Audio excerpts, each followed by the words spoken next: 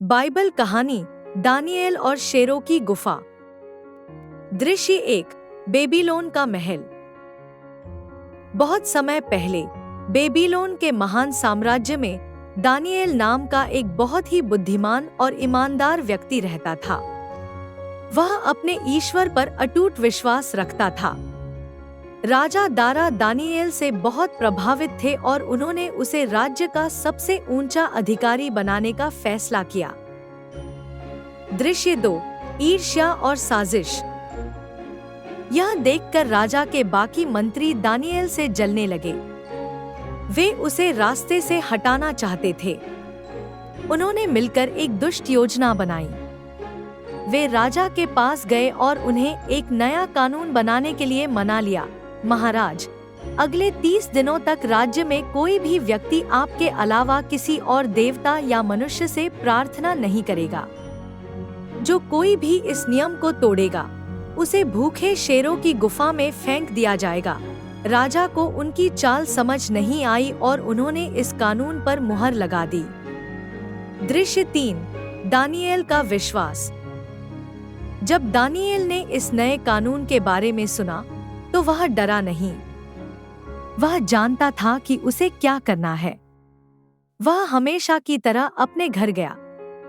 उसने यरूशलेम की ओर अपनी खिड़की खोली, घुटने टेके और दिन में 3 बार अपने ईश्वर से प्रार्थना की। ईर्ष्यालु मंत्रियों ने उसे देख लिया और तुरंत राजा को खबर कर दी। दृश्य 4। शेरों की गुफा। राजा दारा बहुत दुखी हुए क्योंकि वह दानिएल को बहुत पसंद करते थे। उन्होंने उसे बचाने की बहुत कोशिश की, लेकिन राज्य का कानून बदला नहीं जा सकता था। भारी मन से राजा को आदेश देना पड़ा। दानिएल को पकड़ा गया और एक अंधेरी गुफा में फेंक दिया गया, जहां कई भूखे शेर थे। गुफा का मुंह एक बड़े पत्थर से बंद कर दिया गया। राजा ने दानिएल से कहा, तुम्हारा ईश्वर, जिसकी तुम लगातार सेवा करते हो, वही तुम्हें बचाए। उस रात राजा को नींद नहीं आई, वह बस चिंता करता रहा। दृश्य 5। चमत्कार। अगली सुबह सूरज निकलते ही राजा दौड़कर गुफा के पास गया। उसने कांपती आवाज में पुकारा, हे दानिएल, क्या तुम्हारे ईश्वर ने तुम्हें शेरों से बचाया?